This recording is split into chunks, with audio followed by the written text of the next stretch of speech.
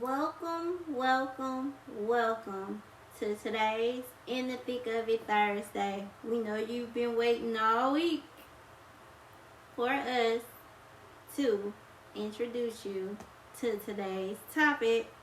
I'm Jamela, And I'm Corey. and this is Marriage in the Thick of It, and it's our In the Thick of It Thursday. Today, we chose the topic healthy and positive communication in marriage. And we basically chose this topic because it's something that everybody in marriage struggles with, to include us. So we wanted to go over some points on, how to positively and help and positively communicate and how to healthily, is that a word? You just How to made it have- one. Every week I made make it a one. word. And how to have healthy communication in marriage. And we're going to go over some things that you can do to have positive and healthy communication in marriage. And we're going to tell you some things that work for us when we're trying to communicate. We're also going to tell you positive, like how to use positive language in marriage. To not offend your spouse or fiance. Also,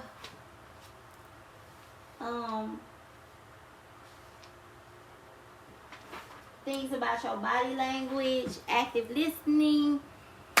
You get the point. So without further ado, the first point we have, and you're going to have to not pay attention to me because I'm actually reading because I made notes, is finding the right time to talk. Stop laughing at me. Finding the right time to talk. And talking when you are calm and not distracted, stressed, or in a rush. Basically that means it's best to give your partner your undivided attention. Make sure you don't have anything to do.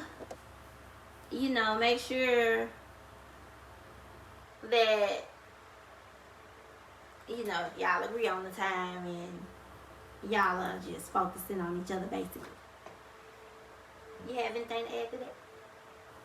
Well, what's hard for me is, like, especially since this pandemic has been going on, I kind of try to find ways to put my mind in a different place.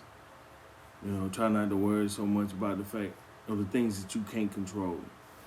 But once you get stuck around a person for a long time, when I say stuck, I don't mean that in a bad way.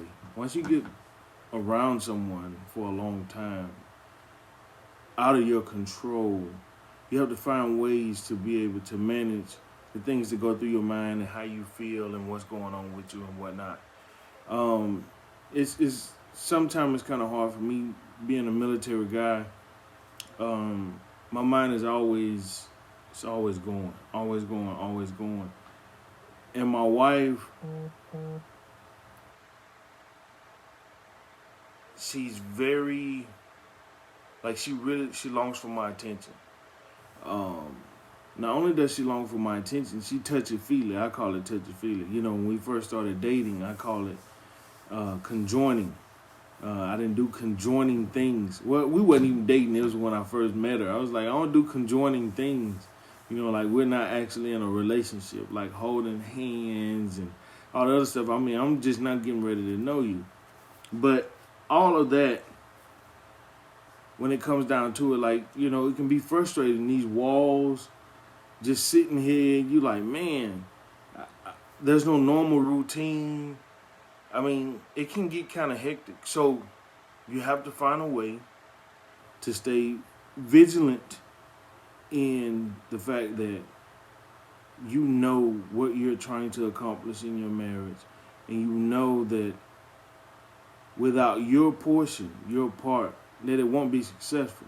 So you have to actively listen, like make eye contact. Put the controller down if you're playing a video game.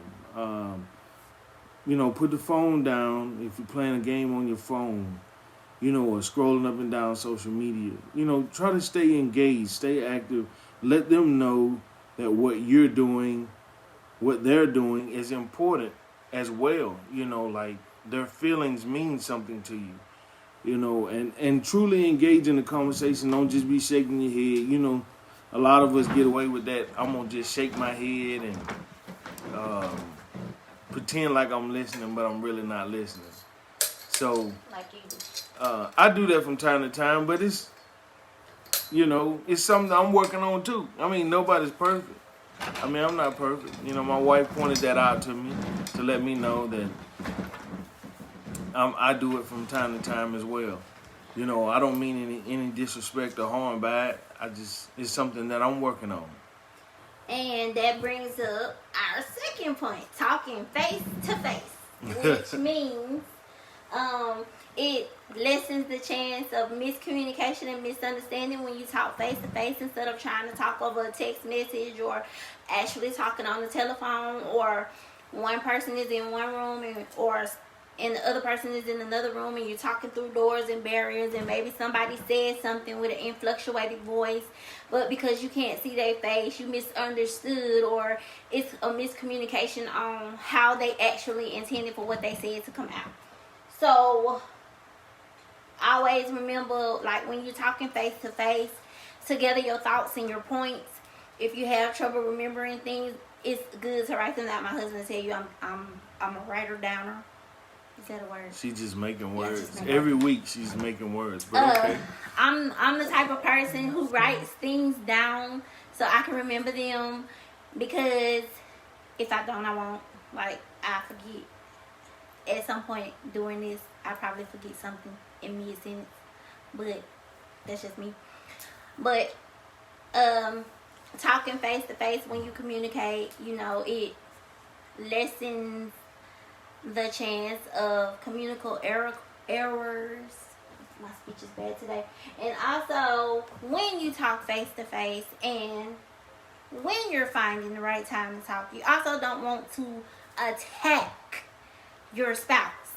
What I mean by attack your spouse is you want to avoid using the words you. Like when you're talking, you want to say I or we. Like, I don't feel like I don't feel like this, or we should not necessarily making your spouse feel attacked by saying, well, this is your fault, or you should have done such and such, or you should have done so and so, that type of deal. Now, we can talk extensively on this because I'm not gonna lie. Sometimes, yes, Lord Jesus, help us. Man, I like to point fingers and place blames and say that stuff is people's fault, and be like, well, you did blah blah blah and XYZ, and this is your fault, and this wouldn't have happened if you would have done it, or I'm bad about bringing up old stuff. Oh, do you remember the time when? And it can be like 10, 11 years ago, y'all. We ain't even been knowing each other 11 years. But I'm just saying, it'd be a long time ago, and she be bringing it up. We have been knowing each other. Yeah, we've been knowing each other since 2000. But 11 years, you ain't do nothing for me to bring up, so be quiet. Whatever. So anyway, you don't want to make your spouse feel attacked when you're talking to them. And like I said, this is the topic that I brought up, or we're doing, because we're in the thick of it. We have these problems because I do this, and I'm not afraid to admit that I do this, and I'm also not afraid to admit that I'm a work in progress and I'm working on it. So yeah, it is easier said than done. So yeah, you want to try to avoid making them feel attacked. You also, I want to say something. So yeah, no, not really. I have a bad habit of that. I be wanting to say things because I'm one of them people, like, if I don't say it when I'm thinking it, it'll just go somewhere, and then it won't come back. But those words, it's not ever, and I want to make this clear. I don't care how long you've been together, and I'm sure all of you can probably attest to this at some point. It's never what you say to a person really that causes the drama.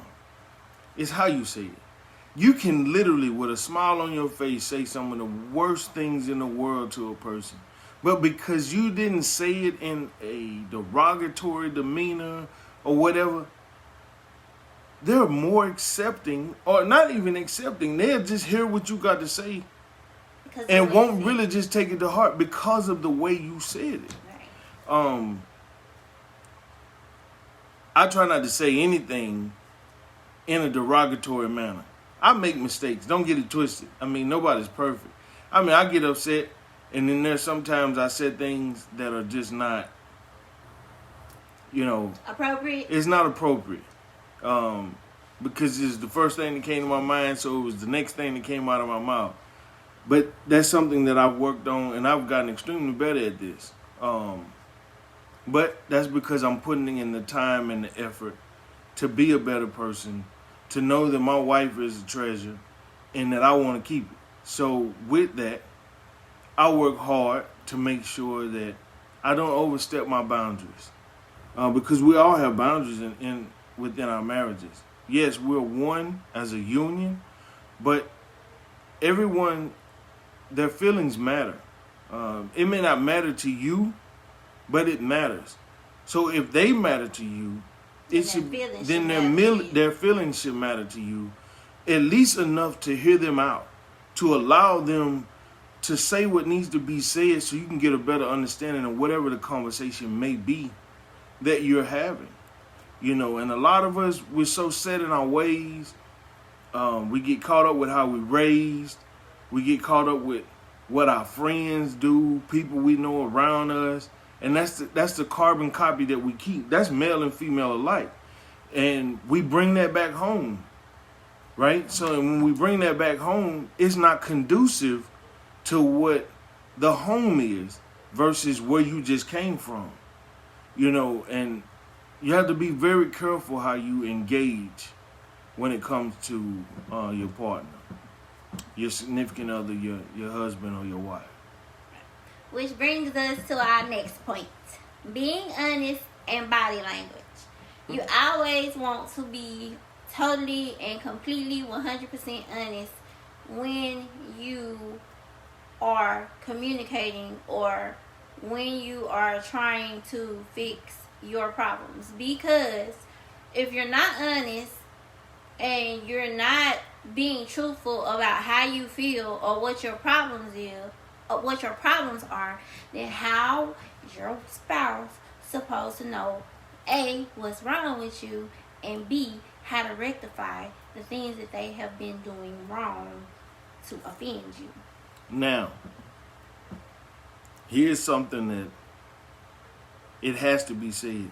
Most people, although you are transparent with them, meaning you are totally truthful about whatever it is that is causing this issue or this problem, they really don't want to hear that particular thing, whatever it may be.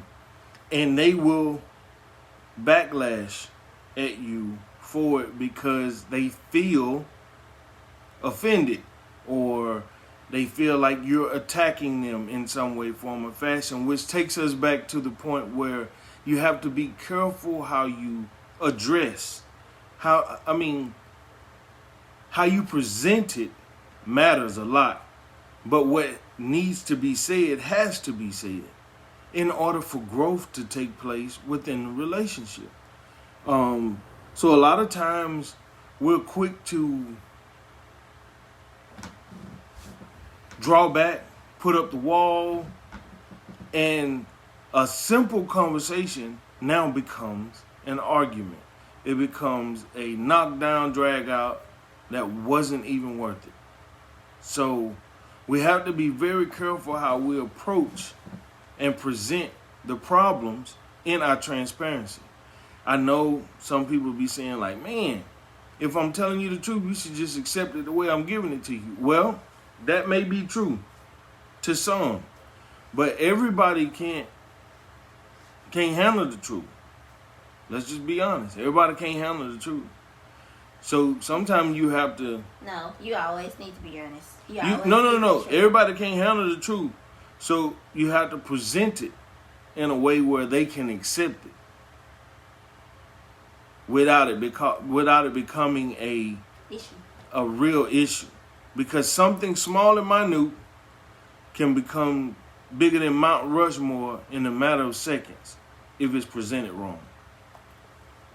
And we also are going to touch on body language.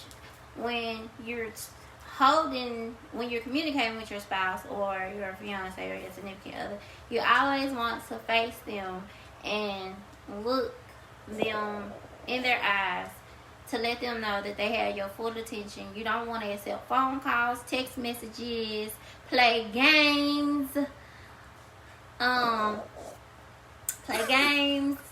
or anything like that, because you want to let them know that you respect what it is that they're saying to you or the message that they're trying to convey to you. If you slouching down and you looking all around and you playing on your phone, they're not going to feel very respected, and they're also not going to be very receptive to what you are trying to convey to them.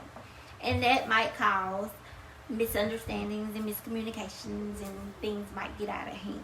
So if you're one of those people who tend to look around while people are talking to you or do other things, then wonder why you're having issues or your spouse and partner feels disrespected, that might be it.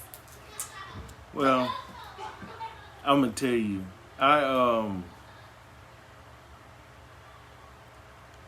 I'd say until about a year ago, I used to have that bad. Like, she be talking to me, I ain't want to hear what she had to say. Like, I keep my face frowned up, or I just keep playing on my phone. I turn my back. You know, like, if she behind me talking, I wouldn't turn around and pay any attention to what she was saying. I just keep doing what I'm doing, but I was listening, but I wasn't active listening. I heard everything she said. I just didn't attach my emotions to what she was saying. I'm better at it. I'm not nowhere close to where the end goal is. But again, you make a marriage what you want it to be. If you're not willing to put in the effort or put in the work to make the marriage what it needs to be, then you expect whatever it is that you get from it. You know, good, bad, or indifferent. Good, bad, or indifferent. I just feel like that over a period of time, I've made enough small mistakes that turned out to be big ones because they weren't handled correctly, to the point to where now I really try to pay attention to what I say. I try to pay attention to how I act. You know, I try not to frown. I try not to do all. I try to actively listen and do everything that needs to be done. You know, in order for her to feel like I'm really engaging in the conversation and that she has my undivided attention. I mean, something that small, it really matters. It really does matter. Next point is the 48-hour rule, which states that if it's something that is bothering you or upsets you, right, you want to give it 48 hours before you go to your spouse and confront them about it. And the reason you want to give it 48 hours is because generally after 2 days, if you had an issue with something and it wasn't a big issue, then it pretty much goes away. It's not on your mind anymore. You're not thinking about it. You're probably not worried about it. But after 2 days, which is 48 hours, if that issue is still weighing heavy on you, then it's something that must be important, right? That needs to be talked about or that you need to address. Now, I tried this the other day, but I felt like I was still going to be mad about what I was going to be mad about in 48 hours. So my issue didn't make it 48 hours, but I did try. But you're right, Melissa. Physically, it's there. You're right. Physically, it is there. But mentally, it shouldn't be. But in most cases, I have found over my lifetime that it's the mental part that stays, not necessarily the physical part that stays. And the mental part is what we're talking about when it comes to the 48 hours. The 48 hours gives you, yourself, the person who is wronged, upset, damaged in any way, form, or fashion with whatever happened. It gives you time to calm yourself down, gives you time to gather your thoughts and get yourself together and really try to find the basis of how to approach the way that you need to put this down so it's understood that this shouldn't happen again, whatever it may be. I can tell you that it is easier said than done. And if you try it for the first time and you got somebody who is a talker, wants to argue, wants to fuss, want to whatever, you may not make it 48 hours. You might not make it the next 5 or 10 minutes, matter of fact, but it's something to work on. It gives yourself an opportunity. If you can't do 48, okay, try 24. Try 24 and see if in 24 hours, if how you felt mentally is not better. If not, then you need to engage it. Because going to 48 may not work, because then the person who wronged you or was in the wrong, they'll be done forgot all about it, like it never even happened. And then when you engage them, they'll be like, well, I don't, I thought you let that go, and just kind of trying to overlook it as if the feelings that came from it they weren't real or relevant, which they are real and relevant. So with that being stated, you're right. I truly believe that. You also want to wait, like after the 48-hour period, and you address your issues. You also want to after you've addressed the issue and they give you a sincere apology, like their apology is actually sincere, you want to let it go and you don't want to bring it up anymore. I'm bad about receiving apologies and bringing up old stuff. That's me. I do that. That's me. I have no problem admitting it. I'm a work in progress. If I don't want to hear what he's saying or I feel attacked, I'd be like, but it wasn't a problem when you did such and such. That's me. But she be feeling attacked, like that's me. Like as soon as I say something to her that she doesn't want to hear, it doesn't matter how I say it. I mean, it can be the sweetest thing that ever rolled off my tongue. And if you know him, he don't say stuff in that manner. Look. I said could be. I said could be. I didn't say it was. Which brings me to another point. All disagreements are not arguments. Let me say that again. All disagreements are not argument. Just because a person doesn't agree with your point or doesn't see it the way that you see it doesn't necessarily mean that they're arguing with you. And we as human beings have a really bad habit of feeling like just because somebody addressed the issue with us, that's automatically an argument. And we have kids. So when I fuss at them, just ignore me. Get out. We as human beings have like a really bad habit of feeling like we are under attack just because somebody brought an issue to the forefront with us, which is not always true. everything someone said, your spouse or your significant other says to you, is not necessarily a grounds for a knockdown, drag out argument. Sometimes people are coming up to you and they're saying, well, you know, this bothered me and I really wanted to talk about it.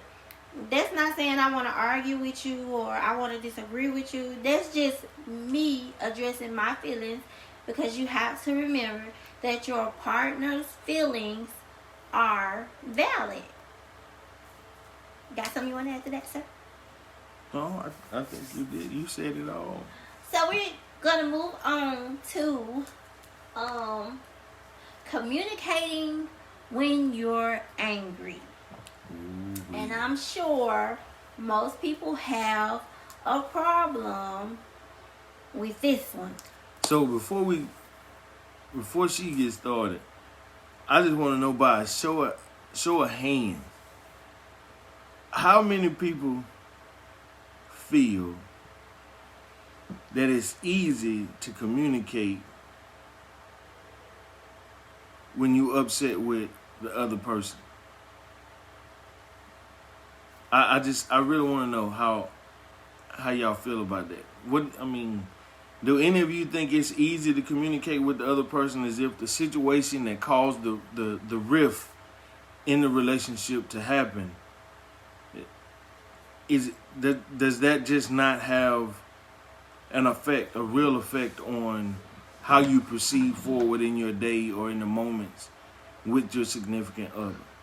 I'd like to know that as we're going along. Go ahead. So, the first thing you want to do when you're angry is stop. S-T-O-P. Because giving yourself time to calm down before confronting your feelings is going to be key. You never, ever, ever want to try to communicate to your partner when you're in the height of your anger. You want to give yourself time to calm down, maybe go watch some TV, listen to some music, take a walk, take a ride, whatever it takes for you to calm down before you engage your partner is going to be key in this part. The next thing you want to do is think. After you calm down, thinking about why you are really upset, think of the real problem and how you're going to explain your feelings. You want to actually think through these things and not just say things that are meaningless and pointless and irrelevant or hurtful. So then you want to talk. That's self-explanatory. Like, I don't have to explain to you how to talk. We've been doing that since we were 2 people.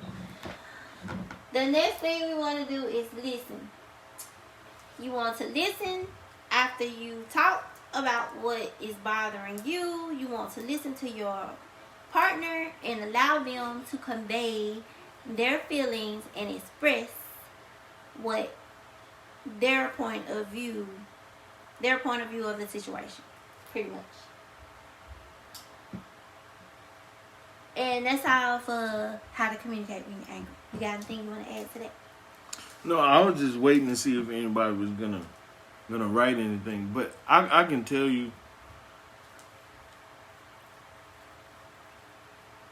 I think I gauge it off of what the situation is. What started all of this in the first place is the reason why I can say, all right, well, this is what happened. All right, so look, we finna talk about this.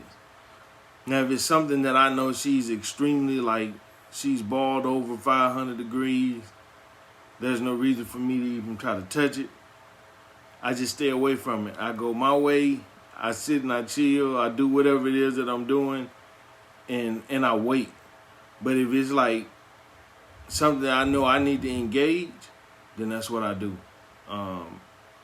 It's not hard for me to talk to her when she's upset. And she'll tell you, I don't care about her being upset. If I got something I want to say to her, I'm going to say it, So I'm going to try, even if she don't want to talk to me, she still going to hear what I'm finna say.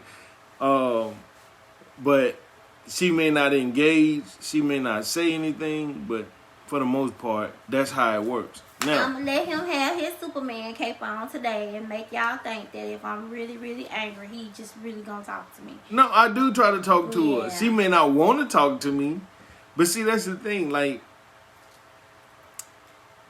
there's nothing. Well, I'm not gonna say there's nothing. There are only a handful of things that I've found over my lifetime that really should put you in a place where you can't talk to a particular person, especially your significant other, your spouse. It's only a few things. My attitude is on top of that list. And if you got a really, really long list, then it might be time for you to do some self-preservation. Some soul searching, because that list can't be that long and expect for your marriage to be successful. Like I said, I mean, this is live and in color, what we doing right here. Because what I mean is, some of the same things that we're talking about, there have been times earlier on in our relationship and in our marriage we had an extreme issue with. Period. There are still things that we work on. We're 20 times better than what we were. 100 times, matter of fact. But looking to where we came from to where we are now, we can talk about this kind of stuff, because you really don't want to be the person that causes something good to fail. And if you're married, oh my God, if you're married, it's until death do you part. Figure out a way to make it work. Find that thing that brought you to the point to where you are. Talk about it, work on it. Now, there are some situations that you just have to walk away from, but we ain't talking about those. We talking to people. We trying to get people to engage and get on board before it even get to that point. If you with somebody that just can't get right, then that's a different story. But if there is life, if there is truth, if there is understanding and guidance and wisdom and love in your marriage, find it. Hold on to it. Cherish it. Work on it. Make things better. Work on the things that you have problems with. If you have issues with communication, find ways to communicate with one another. Look at what. Sometimes you have to step down to their level. What I mean by that is like, okay, well, maybe they can't talk well looking eye to eye. Okay, well, sit next to them, and watch TV and talk. You still engaging. Y'all talking. TV can't be on. That's bad. I'm not saying, you're not listening. Listen to what I'm saying. I'm not saying watch the TV. What I'm saying is, some people can't talk eye to eye. I don't know why. I mean, I was always taught when I was growing up, you look somebody in the eye when you're talking to them. And that right there allows them to know that you're engaged in what they have going on. Whatever it is they're talking about is important enough to you to have your undivided attention. But we have to find ways to where we can break down these spots where we can actually communicate well. Writing down your feelings and discussing them is another good way that I've noticed that we picked up, and our marriage started to go definitely in the right direction, because it was like, okay, well, let me write this down, since I'm not really good at saying it and it ain't gonna come out right. So if I write it down and then go over the points with her, or her with me, then we'll get a better understanding and we can go forward and everything will work itself out. So that's what we did. That's how we got started going forward.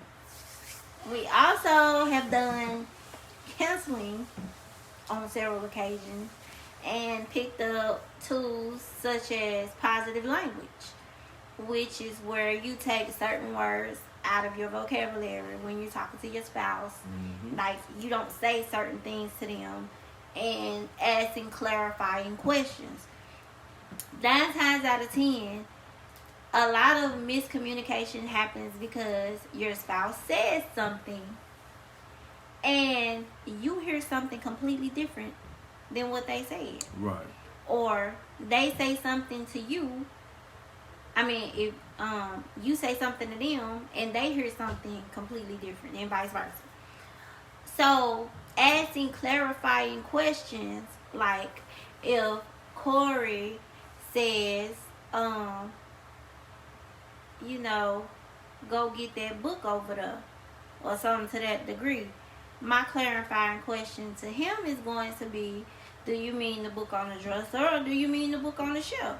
Because when you say go get that book, I don't necessarily know which book you're talking about. But I'm going to ask the question to clarify what you're saying. And a lot of times, you know, when you're engaging your partner, they're talking to you and you're misunderstanding everything that they're saying. Everything. So, before you get in your feelings, or before you say, oh, you said something crazy to me, or oh my God, how could you say that to me, or whatever the case it may be, ask clarifying questions, because you might come to find out that y'all are just simply having misunderstandings and miscommunication. Like, what you're trying to say is not being conveyed properly. They're not receiving it properly, because perception is everything. So we learn clarifying questions in positive language, which is taking any word that have a negative context out of your language. Like saying but. But is a negative context. And instead of using but, you can say however. Or, you know, I can't think of another one right now. But you get the point. You always want to make sure you use, and I know I spoke of this earlier, but you always want to make sure you use conjoining words. You want to talk as a group. You want to talk as we, us, not I. Well, you can say or I. you. You just don't want to You can say I when you're speaking, when you're talking about a particular thing. Like, you know, well, Jamila, I wanted to talk to you about something. I feel that maybe we shouldn't engage this particular situation like this. You know, here's what I was thinking, and maybe we can look at this together and figure this out, you know, the way that we should, without it causing us an issue. When you say it like that, there should be understanding. Now, but if we were using positive language, we wouldn't say should it, because that's the negative. Right. Definitely. You get what I'm trying to, the gist of what I'm trying to say. You want to beat me up? I'm sorry. No, that ain't it. It's just you always, I'm telling y'all, you don't understand. You don't understand. Don't let her fool you. I'm telling you, don't let her fool you. I am sweet as sugar. Ooh, man, that's some dirt sugar. I'm telling you, that's some dirt sugar. It ain't sweet at all. No, I'm just playing. She rough around the edges, for real though. Oh my goodness. Anyway, moving along. Most common listening mistakes. Daydreaming and thinking of other things. Thinking about what to say next. I do that. Sometimes I don't listen. Sometimes I don't listen. I wait to respond. That's what that is. Waiting and thinking of what to say next. Judging what the other person is saying. Like passing judgment on what they're saying without fully listening to. Both of us have this bad. Trying to predict. It's like predictive text on your phone. What's going to come next? Yeah. What you're about to say next, and I'm going to be judgmental while I'm predicting it. Listening with a specific goal or outcome in mind. So like you're listening to them and you're thinking in your mind what you want to happen, or you have a goal for talking to them. Those are listening mistakes. Active listening, when you actively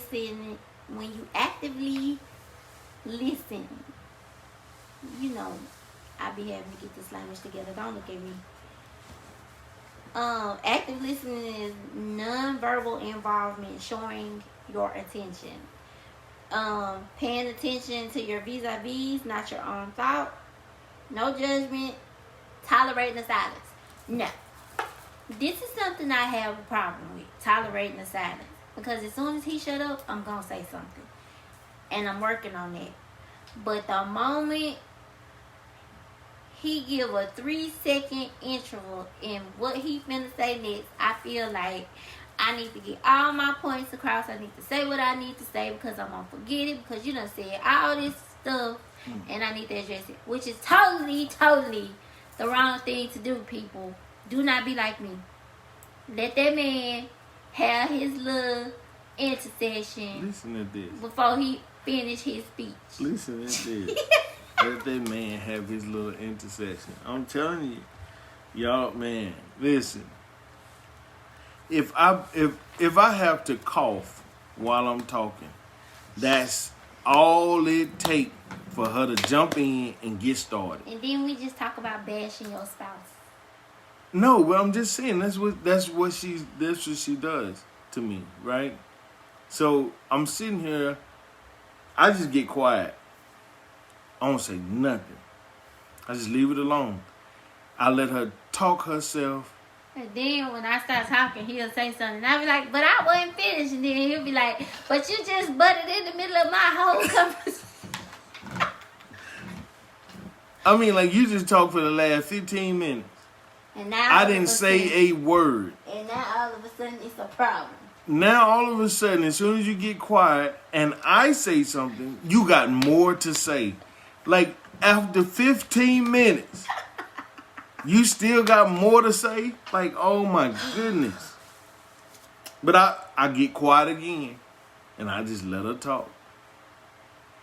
So then, I got to the point where I'll be like, I'm going to see how long she going to pause for. Because she always finding something else to say. So then I'll be like, all right, I'm going to let her finish, get it all out. She got it all out. You good? All right, so, and as soon as I start talking again, y'all, she got something else to say. So you're gonna stop talking about me. I just acting like I just stopped saying anything at all. I don't have nothing to say after that. You gonna stop talking about me. I won't talk about nothing else. Don't stop talking about me. Whatever. You do have stuff to say. No, I just keep it to myself. No, you don't. Yes, I do. I keep it to myself. You don't. Then she be getting mad. I know you had something to say. Go on, say it. Like, nah, I'm good. You didn't let me finish when I was trying to. You kept jumping in, so you might well let you get it all out your system. Stop talking about me. I'm not. Come on. What's the next point? Basically,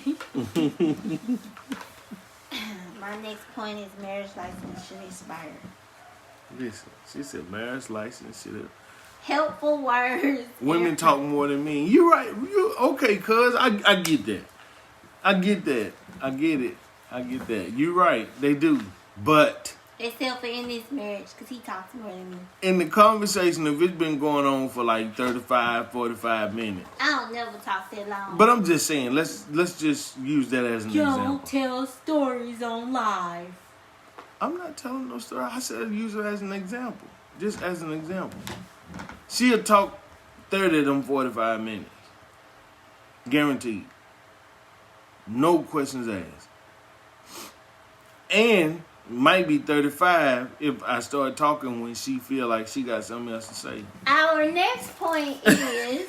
I'm tired of you talking about me. Our next point is helpful words and phrases and positive communication. What you say? I understand though. Okay. She started laughing. So instead of saying, I don't get it, you can say, please help me understand instead. Or instead of saying, I can't do it, you can say, I'm learning how to do it. Instead of saying no problem, you can say it's my pleasure. And instead of saying I'm sorry, you can say thank you for your understanding and patience. And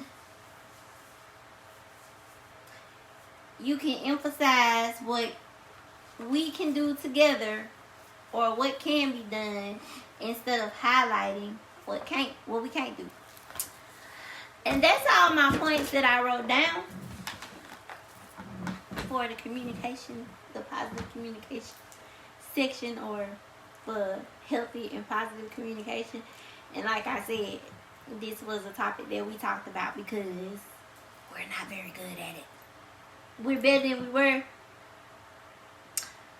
but not as good as we're gonna be, because we're gonna get it together one day when I learn how to shut up and listen to other people's point of view. But I do listen to his point of view. I don't always, like, I've become better, and he will tell you, because lately, don't tell no stories, he be talking to me and I just listen. Like, I don't say nothing at all. I don't have no thoughts, no points, nothing. I just listen to what he had to say, shake my head and be like, yeah, from time to time. Now, one of my biggest issues. What she say? Well, she said, I need that one and come on, that I'm nagging for now. For me. One of my biggest issues. Ow. Bye-bye. One of my biggest issues with my husband is he will hold a whole conversation with me while I'm trying to go to sleep.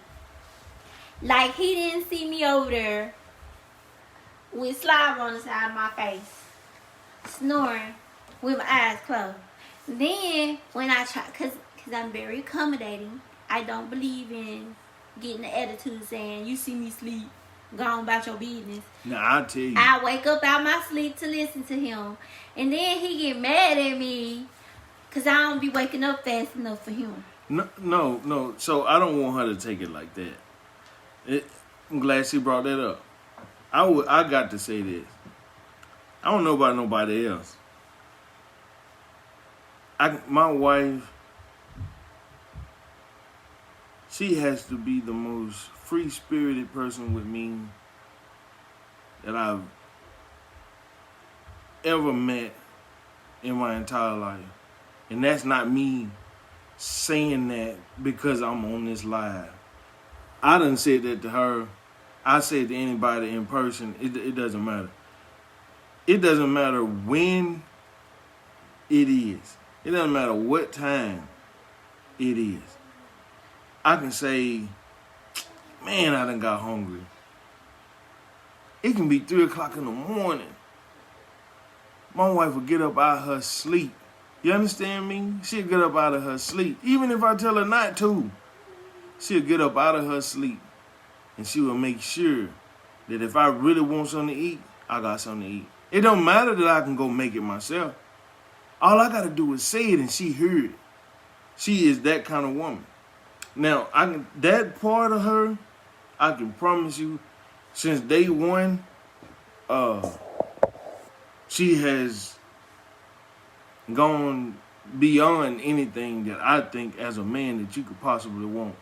I mean, there are other aspects of her that are just superb. Like, I mean, I'm talking about just no question asked. She's just amazing. But communication for us has been, and from even really probably from the beginning, you know, it was a trying thing. You know, anybody on this live that been knowing me since I was a kid, you know how I grew up. You know, my mama was rough. You hear me? She was rough. She didn't play no funnies. You understand? None. It was yes, sir, no, sir, yes, ma'am, no, ma'am. You keep your mouth shut when grown folks around, you move on about your business. And if you didn't, it was consequences for it. And it didn't matter who was around, you was finna receive those consequences. So, you know, that's been instilled in me. And she taught me how to treat a woman. And she didn't really necessarily tell me, okay, this is how you talk to a woman. But she taught me how I was supposed to respect her and care for her and nurture her, because if this is going to be my wife, then this is how she needs to be treated. You know, I can't remember one time my mom and daddy having an argument where me and my sister heard anything that they were talking about. I can't.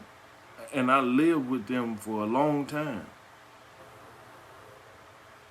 And I always thought, like, this was amazing. So you telling me people can go through a life and not have conversations like that and nobody else heard? Well, they understood. They understood what each other, what they meant to one another. And what was more valuable was the peace. The conversation still happened. It just didn't happen in a derogatory manner. They understood what they meant to one another and how it was important to keep that bond. I mean, may his soul rest in peace. We talking 46, 47 years that they were married?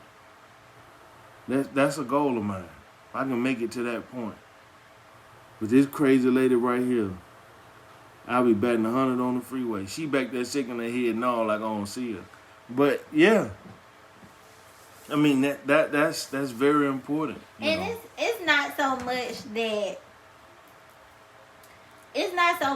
that you know, we just so terrible at communication. It's more that I'm verbal. I'm very verbal. Like if I feel it, I say it. I'm super verbal. If she think it, she say it. Yeah. If it come up, it come out. I'm super verbal.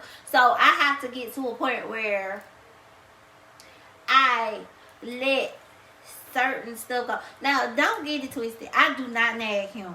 Period. At all. Ever. Like, I'm not a nagger. I don't nag him. But the things that I have an issue with, I always have an issue with. You know what I mean?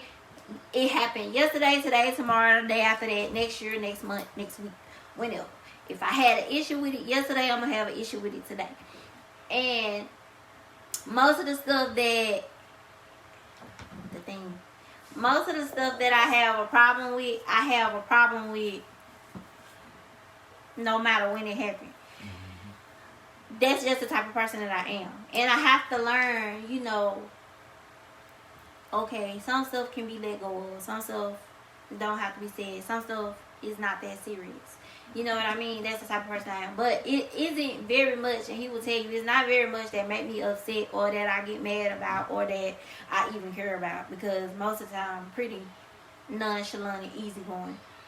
But when stuff do get under my skin, it get under my skin. And I have problems letting it go.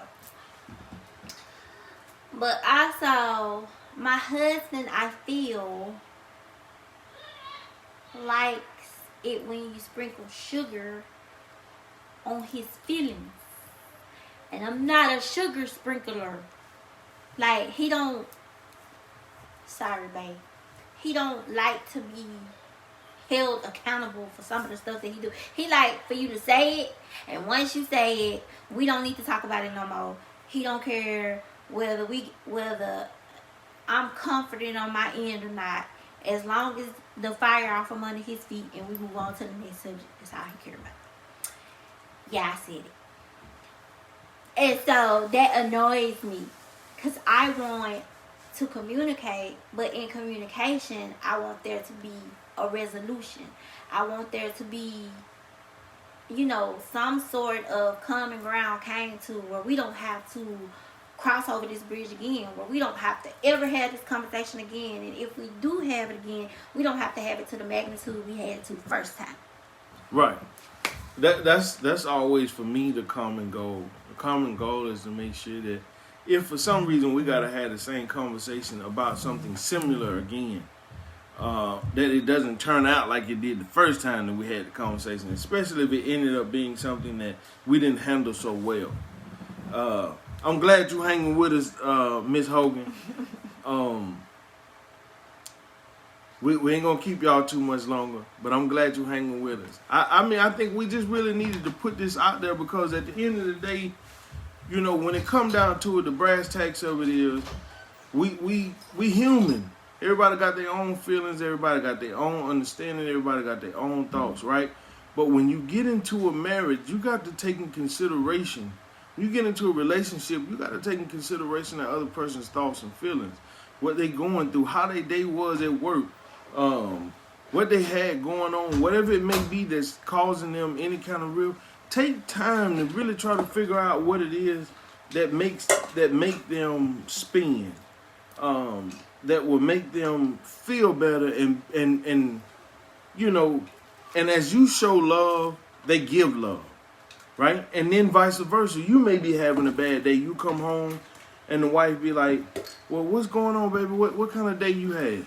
And then it just be one of them situations where it's like, well, this is what happened at work. This is how it went. And, you know, kind of talk them through it. You know, or this is what happened at the bus stop, or, you know, this is what happened at the kids' school, or whatever. You know, try to get on a common page. And make sure you always show love. I'm telling you, that's the key. I know we don't talk about that a lot. You know, most men don't really just sit there and talk about the L word. We call it the L word, right? Love, but I'm telling you, love conquers all. It really does. And if you got enough of it, and y'all both fighting for the same cause, it will work. It will conquer. It will conquer. But you gotta always remember, it's God, family, and then everything else. As long as you got God guiding you, leading you, giving you wisdom, understanding, granting you serenity and patience, nothing else matters. Everything else will fall. It will fall in its place in due time. And I'm gonna give y'all a gold nugget, women. Come close. Come close. Here's a gold nugget for you. When your husband come in the house from work, don't be all up in that man's face talking about what made you mad today, or what he didn't do right, or what you feel like this, that, and the third about. Let that man get out his work clothes, take him a bath, eat his food, because you need to have him food ready when he come in the house. Let him eat his food in front of that TV, playing his game, whatever he gonna do for at least 2 hours. Not 1, but 2. Before you start in on him. He'll tell you when he actually is in a working setting, he walk in that house, I greet him, I give him his plate, and I get out his way. I make sure them children don't bother him. I let him have his wine downtime. He'll tell you it's never been a time where he came home from work where Jamila is up in his face talking nonsense to him. Period. I let him have his little wine downtime, do whatever he gonna do. After about 2 hours, I come back and then I aggravate the crap out of him because I've been gone all day. You've been gone all day, and I gave you extra 2 hours. So we finna get it in. Like, I'm finna aggravate the stew out you out these 2 hours up, but I did give you your little chill time. I gave you your little chill time. Yeah, she good about that. She good about that. She don't and I ain't asked her for that. I ain't said, oh man, when I come in the door, I don't need people all in my. I ain't never said nothing like that. My only thing was when it first happened, I don't think I really paid any attention to it, and it just kind of became a habit. You know, it became one of them things where it was like, I come in the house, everybody speak. I get me a hug and a kiss. The kids hug me. You know, I get my food. You know, I take my shower. You know, I do whatever I'm going to do. I sit down for a little while, kind of relax. And I know after about an hour and a half, 2 hours, I need to start migrating back toward the living room. Because if I don't, they all just going to come to me. Period. I mean, like, when I say all of them, I mean all of them. They coming. I'm talking about wife, kid, everybody. They coming. We had a dog being yeah, I mean, like, I know they coming. So, I'm used to it now. You know, so it's like, all right, I take my little break, unwind. But if I need to talk to her about something, like if I had a really, like one of them days, I'd be like, look, babe, can you come in for a minute? And I'd be like, look, this is what happened at work. Blah, blah, blah, blah, blah. And then we kind of talk, you know, and she'll tell me what her perspective on it is, how I should handle it moving and going forward. And then we just kind of go from there. But like I said, we've been on here now for about an hour. it's always an honor and a pleasure to have y'all presence. We give all the honor and glory to the Lord above, because without him, nothing is possible. And I would tell you that everything that we do it through him. And this is no exception. This is no exception. If you really want your relationship, your marriage to work, if you really want it to work, you have to make sure you have your prayer time. What they say, a family that prays together stays together. And that's the honest to God truth. I ain't telling you need to be forcing somebody to go to church and all this and all that, because see, you'll lose people like that. You don't want to do that. You'll force them even further back. But you got to get their feet wet. Y'all have to have a relationship singular and together with God. And God says that one person can be blessed through the other one. So even if your spouse isn't, like, a lot of people make the mistake of breaking their marriage up because they feel like, oh, my spouse don't go to church and I just can't deal with this. I want somebody to go to church. Well, that's the wrong thing to do, because your spouse can be blessed through you, and your spouse can see what you're doing and see you consistently going to church and see you consistently worshiping and follow your lead. Yep. So, that's totally a wrong reason to break up your marriage. Something else I wanted to touch on before we get off is it's a lot of people out there who break their marriages up for mistakes. And I want to tell y'all, mistakes happen. People are imperfect. Even with infidelity, people are imperfect. We expect our spouse to be Christ, and they not. You know what I'm saying? He was the only perfect being. Now, I'm not telling you to find some womanizer who keeps cheating constantly or doing the same crap over and over and over again. I'm not telling you that. But what I am telling you is, like, sometimes you can be in a loving relationship and people go through temptation. People are led astray because the flesh is weak. And at that point, if you can salvage it. Like, if you had a loving relationship, you was in a good marriage before that, you know what I'm saying? Your man, your wife did everything right, but they had this one moment of whatever. You know what I'm saying? Work on it. Try it out. Because sometimes a mistake can be the beginning of something wonderful. You know what I mean? Instead of letting it go. And with men, I'm going to tell you, men make mistakes. And men make mistakes sometimes because of their age. And shut up. Sometimes you might be with a man and you done molded this man in everything. Like, you study molding this man, because we mold them day by day into what we want them to be, what we need them to be, by telling them what we want, what we expect, blah, blah, blah, blah, blah. We mold them. And think about it. Somebody come along, calls your husband to talk to them, whatever. Maybe he didn't have sex with him. Maybe he just had a conversation with him, did something stupid. Whatever the case may be, but you leave your man. Well, you putting your man out there that you molded. You putting him out there for the next woman to get everything that you worked hard for this man to be. And I don't know about y'all, but I ain't finna do that. Like, you ain't finna get nothing I work for. We gonna have to talk about this. Like, hey. Well, I'm not finna be doing all that either. But at the end of the day, I get the gist of what she's trying to say. From a male's perspective, there are a lot of different temptations out there in the world. But I think, and I know most people ain't gonna want to hear this, but this is the truth. How we engage at home dictates what we do when we're gone. If we have doing it at home, anything can happen when we're not at home. So if I'm not giving you all my love, all my affection, all my attention, if I'm not giving you all the nurturing things from a man to a woman that she needs here,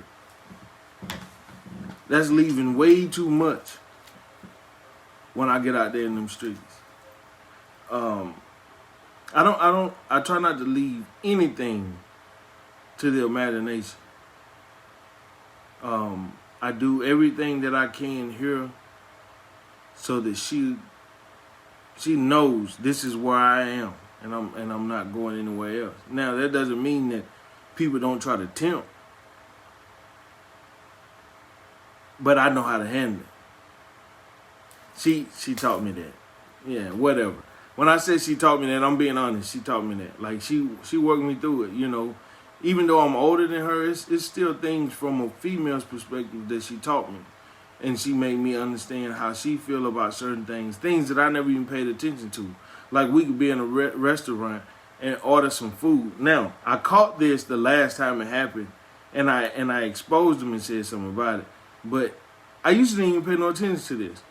The woman would come to the table as the waiter, and she would talk to me. She would address me. She wouldn't necessarily address her. It would be one of them things like, well, what are y'all having today? But the whole time she talking to me. She don't turn to her and be like, well, what drink you want or anything. She wait for me to answer for the both of us. Now, I don't know if that's necessarily a bad thing or not. But then it started to make sense.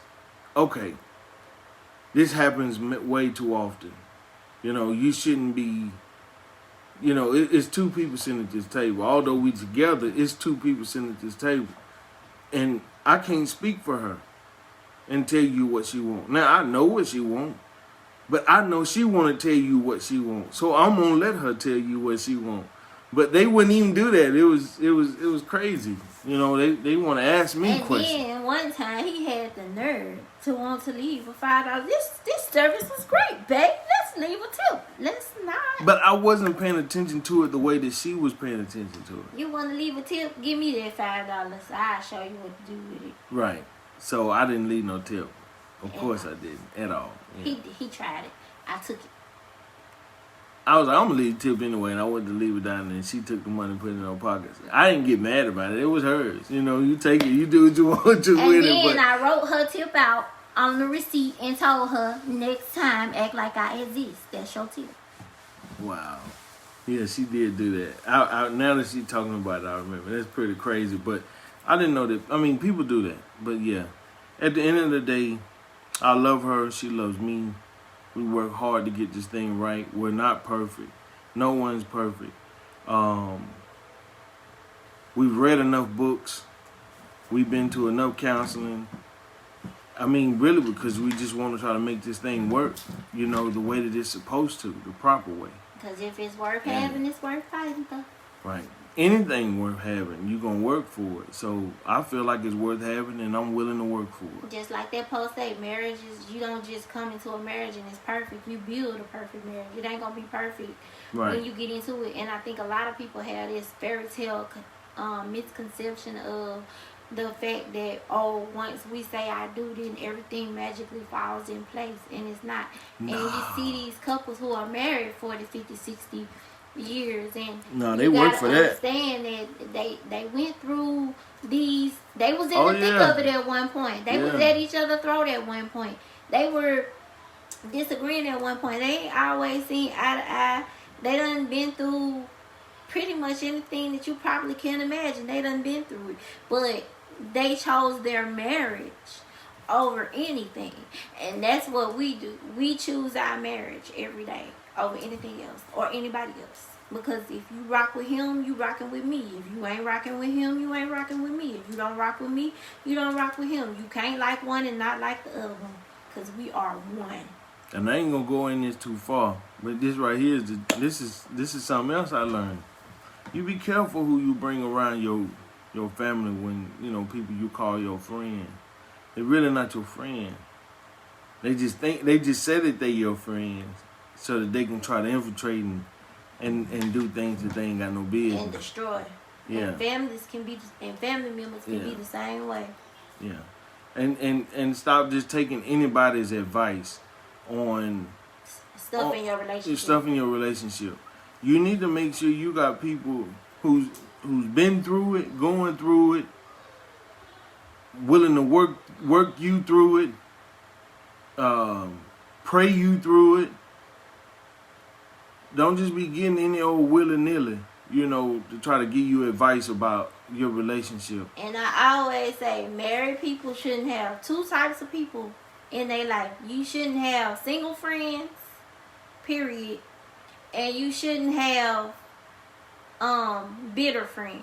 Meaning they might be married but they bitter about what's going on in their life. Those are two people that you should absolutely keep out your marriage and out your business. Now, I'm going to elaborate only on the single friend thing. And I'll tell you why you said that. Why we say that. See, it's self-explanatory.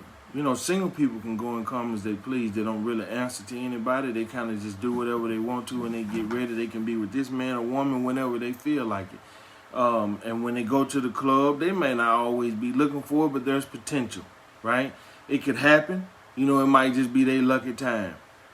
Well, when you married and you hanging out with them, you consume that same type of attitude. People will say, well, no, you don't. Well, you are the company that you keep. And that is true. If you're hanging out with a whole bunch of people doing a whole bunch of single things and you're married, eventually it will show up in your marriage that you're being single within a marriage. And that just ain't going to work. It just ain't going to work. It's nothing against having single friends, but there are extreme limitations to what you can and can't do with them. Like if you're having something at your house and they want to come over and they bring a friend with them or something like that, that's cool. But you just always constantly hanging out with them and asking them for advice because you may have had a disagreement with your significant other, that kind of stuff don't work. That ain't gonna work. You will find sometimes those single friends, especially females, that's creeping in the back door. That's trying to talk to your husband behind your back, running back, telling him everything that you said, but switching what you said around to have him having an attitude with you type deal. And I promise you don't want that. Well, we've been on here long enough. We love you all. It is always, like I said, an honor and a blessing. And we wish and hope that every last one of you can work on whatever issues you may have. Think about the things that we have said tonight. And we hope we said something that helps you. Exactly. And just try to use it. Just try to put it in play and see how it works for you. Kind of sit down and play things out before it happens. That way you can catch the bad spots, the spots that you know because you know your significant other, the spots that you know are going to become an issue or a problem. Try to catch them and make sure you say things the right way before it gets to that point. And that is all we have for tonight, for Marriage in the Thick of It. And the Thick of It Thursday. Right. And catch us next week for our In the Thick of It Thursday. And I actually think the In the Thick of It Thursday next week is the day after my husband's birthday. So we probably going to be turning up. Whatever. Maybe. We ain't going to talk about how old I am either, so don't ask. We going to... Because we going to turn up. But yeah, we love you all. Have a good night. Be blessed. And keep working on those marriages and those relationships because they're important. Because we weren't put here on this earth to be alone, but you ain't supposed to be with the wrong person either. Right. So make sure you working out the right way with the right person doing the right things at all times. God bless you. Much love. Peace.